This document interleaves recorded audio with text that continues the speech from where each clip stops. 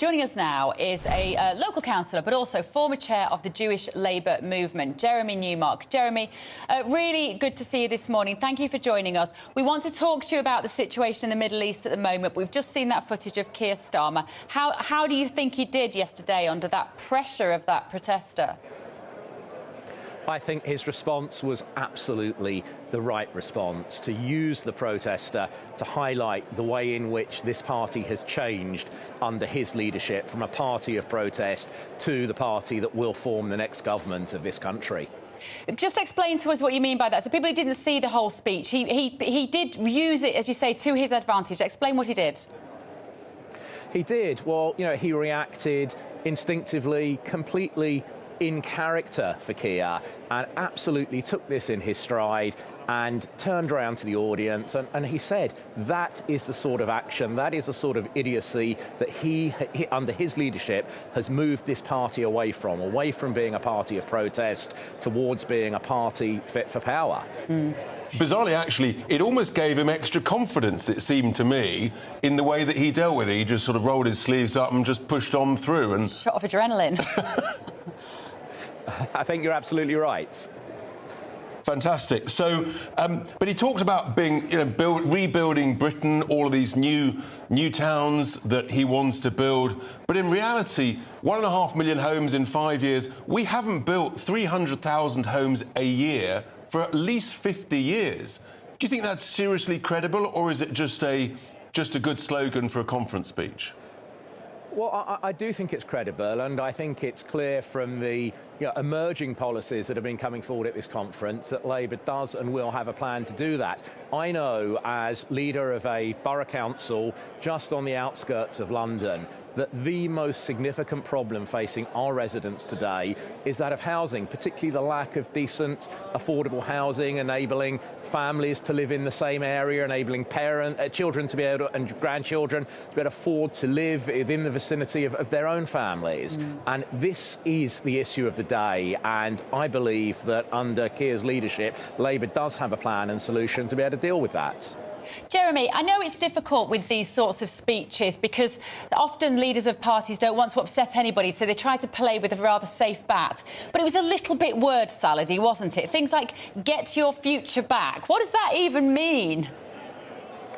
Well, the nature of party conference speeches is that people forget that first and foremost, as well as being a speech to the nation, they are a speech to the party faithful, to the delegates in the conference hall. They have a role to inspire. People come to hear these speeches for their annual shot in the arm, to go back to their constituencies, to pound the doorsteps. They're looking for their injection of inspiration to keep them going for the year ahead. And that's what I think Keir set out to achieve first and foremost. And I think, in contrast to his immediate predecessor, he did that very effectively. The atmosphere in the hall was electric. This was a speech that provided the inspiration that delegates were looking for. Jeremy, let's pick up on that point about the difference between him and his predecessor.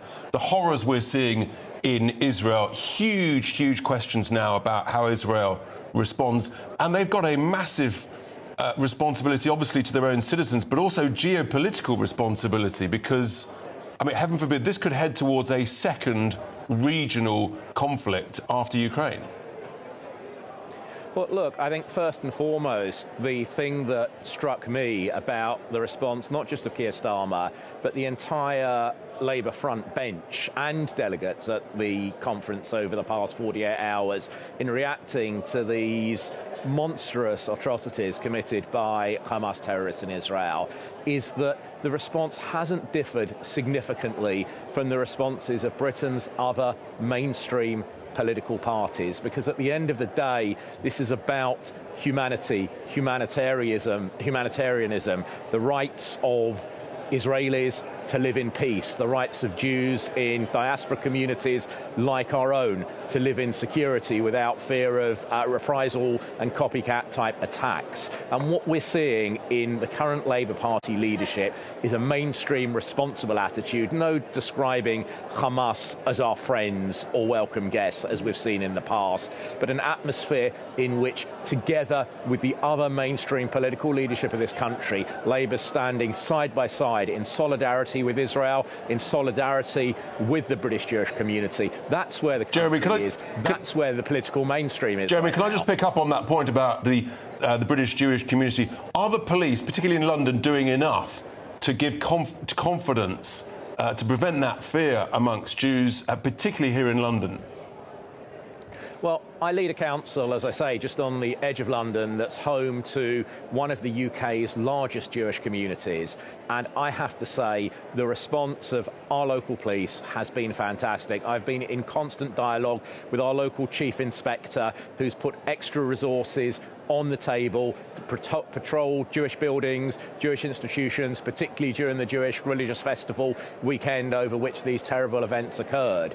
So, yes, I think the police do recognise the severity of the situation. As we heard last night from our Shadow Home Secretary, Yvette Cooper, this is not something that is going to be solved overnight. This is a problem that we are going to be contending with both in the Middle East and here in the UK and in other countries with Jewish communities. We've seen anti-Semitic incidents triple over recent days. In my own constituency, we have stories of Jewish families afraid to send their children to local Jewish schools advising people not to attend in their school uniforms as it's too identifiable. So I think the initial response from the police has been fantastic, and I hope and pray that they'll be able to sustain this level of additional response and additional resource in the weeks to come. All right. Thank you, Jeremy. Thank you so much for joining us this morning. Former chair of the Jewish Labour movement there, Jeremy.